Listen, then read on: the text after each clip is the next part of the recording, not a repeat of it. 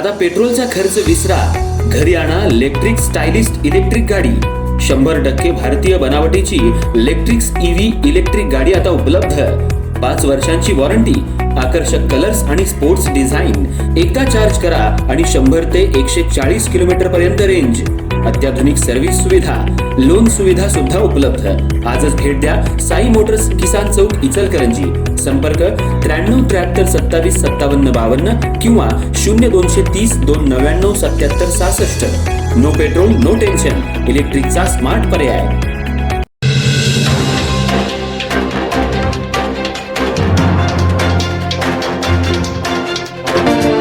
इचलकरंजी महानगरपालिकेची निवडणूक होऊन जवळपास 7 महिने होत आले।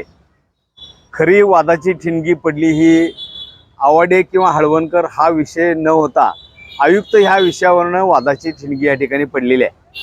ज्या पद्धतीनं मागचे दोन्ही आयुक्त या इचलकरंजी शहरातल्या नागरिकांशी वागले त्या पद्धतीनं ह्या आलेले आयुक्त वागत नाही आहेत।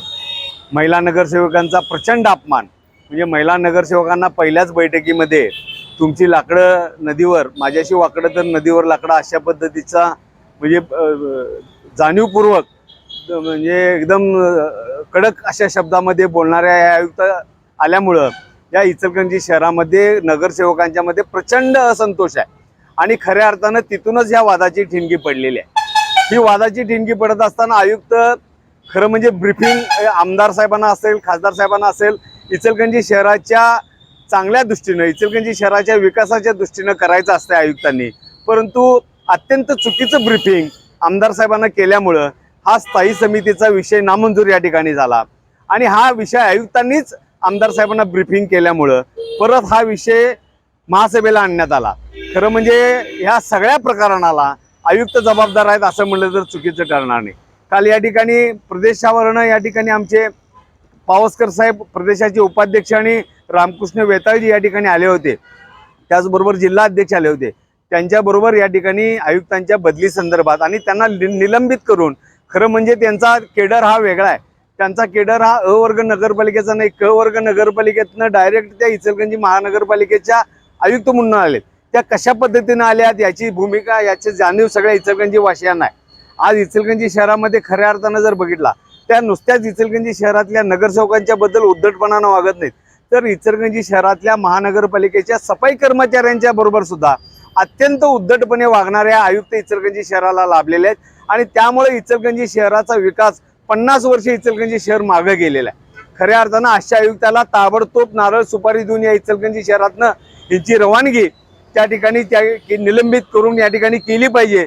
माझ्या तर कानावर अशा गोष्टी आल्यात की इचलकरंजी शहरामध्ये ज्या दिवशी महानगरपालिकेची निवडणूक होती त्या दिवशी 4 आरोनी अ ब कड आपला जो झोन आहे त्या 4 आरोनी या कलेक्टर साहेबांच्याकडं या महानगरपालिकेच्या आयुक्तांच्या संदर्भात मोठी तक्रार केली होती आणि त्याच दिवशी त्यांना निलंबित करण्यात येणार होतं, परंतु काही प्रकारामुळे त्यांचं निलंबन त्या ठिकाणी थांबलेलं आहे। अशा आयुक्त या इचलकरंजी शहरात आल्यामुळं खऱ्या अर्थानं आवाडे आणि हळवणकर साहेबांच्या मध्ये दरी निर्माण करण्याचं काम यांनी केलेलं आहे। म्हणून आम्ही सगळे 43चे 43 नगरसेवक हे भारतीय जनता पार्टीवर प्रेम करणारे, आदरणीय देवाभाऊंच्यावर प्रेम करणारे आणि आवाडे साहेब, हळवणकर साहेब आणि धैर्यशील माने साहेब यांच्यावर प्रेम करणारे सगळे आम्ही नगरसेवक आहे। परंतु जर एखाद्या कार्यकर्त्याला, एखाद्या नगरसेवकाचा आत्मसन्मान या ठिकाणी ठेचला जात असेल तर ते नगरसेवकपद काय कामाचं, अशा पद्धतीची भावना नगरसेवकांची आहे। म्हणून आयुक्त तुम चले जाओ ही भूमिका घेऊन या ठिकाणी सगळेच्या सगळे नगरसेवक, आज मला आवाडे साहेबांच्या बरोबर असणाऱ्या 25 नगरसेवकांच्या मधल्या बऱ्याच नगरसेवकांचे फोन सुद्धा त्या ठिकाणी आले, त्यांची सुद्धा भूमिका हीच आहे की आयुक्त चले जाओ।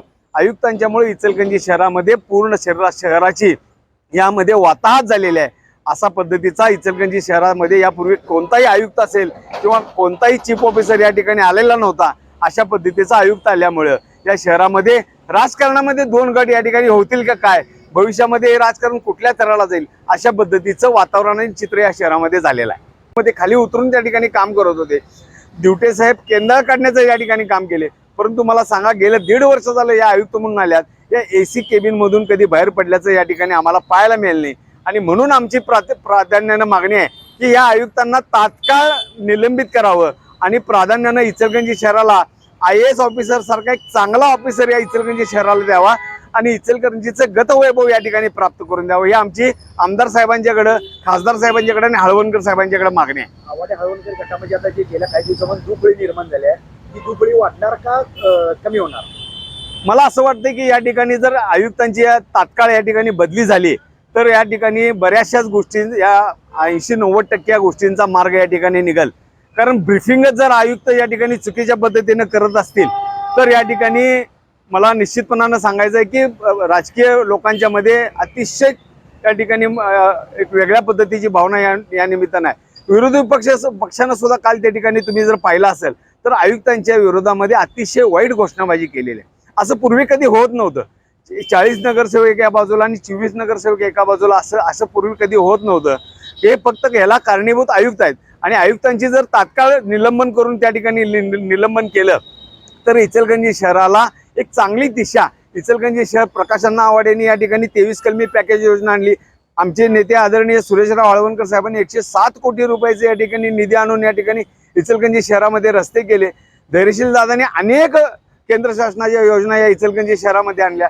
तर असे आपल्याला राजकीय माणसं मिळाल्यात, परंतु अधिकारी जर काम करत नसेल तर महानगरपालिकेचे कर्मचारी असतील किंवा नगरसेवक मग या ठिकाणी काम करणार नाहीत आणि हा सगळा रोष या ठिकाणी नगरसेवकांच्या येईल, म्हणून नगरसेवकांच्यावर येईल, म्हणून नगरसेवकांच्या मधनं हा रोष या ठिकाणी उत्पन्न होतो. साहेबांनी एकमतानं 22 कोटीचं टेंडर पास केले, त्यामुळे तुम्ही नाराज झाला. त्यांची बैठक वेगळी झाली, तुमची वेगळी झाली, पण ते आम्ही एक संघ आहे म्हणतात. महापौर साहेबांची भूमिका खऱ्या अर्थानं त्यांच्या दृष्टीनं ते बरोबर आहेत, कारण त्यांना आव्हाडे साहेबांनी या ठिकाणी महापौर म्हणून बसवलेला आहे आणि खऱ्या अर्थानं महापौर हा सगळ्या शहराचा 65 नगरसेवकांचा प्रतिनिधी म्हणून या ठिकाणी काम करत असतो आणि महापौरांनी सगळ्या नगरसेवकांना सोबत घेऊन त्या ठिकाणी इचलकरंजी शहराचा कारभार हाताळायचा असतो. आम्ही सुद्धा या इचलकरंजी नगरीचं उपनगराध्यक्ष म्हणून काम केलेलं आहे. सगळ्या नगरसेवकांना, सगळ्या जनतेला सोबत घेऊन जाणारा अधिकारी जर कोण असेल तर तो महापौर असते. महापौर अतिशय मवाळ आणि अतिशय चांगलं त्यांचे भूमिका आणि त्यांच्या मनामध्ये चांगले विषय आहेत. परंतु हा जो या ठिकाणी कालचा जो प्रकार झाला, स्थायी समितीमध्ये एखादं टेंडर त्या ठिकाणी एस्टिमेटला मंजुरी जर मिळत नसेल आणि त्या ठिकाणी 9 विरुद्ध 6 मतानं त्या ठिकाणी नामंजूर होत असेल तर हे आणण्याचं पाप या आयुक्तांनी केलेलं आहे. म्हणून मी म्हणतोय की महापौरांचा यामध्ये काहीही संबंध नाही. ते अतिशय चांगले इचलकरंजी शहरासाठी त्यांचा पण प्रयत्न आहे, परंतु या इचलकरंजी शहरामध्ये अधिकारी जर या ठिकाणी नगरसेवकांना आणि स्वतःच्या कर्मचाऱ्यांना जर चांगली वागणूक देत नसतील तर नगरसेवक पण असतील किंवा आमच्या महापालिकेचे अतिशय चांगले कर्मचारी आहेत. या ठिकाणी रस्त्यावर उतरून काम करणारे कर्मचारी आम्ही पाहिलेले आहेत. यापूर्वी देशमुख साहेब असतील, दिवटे साहेब असतील, यांनी इचलकरंजी शहरामध्ये फील्डवर या ठिकाणी काम केलेलं. देशमुख साहेब या ठिकाणी मोठे तळ्यावरच्या त्या ठिकाणी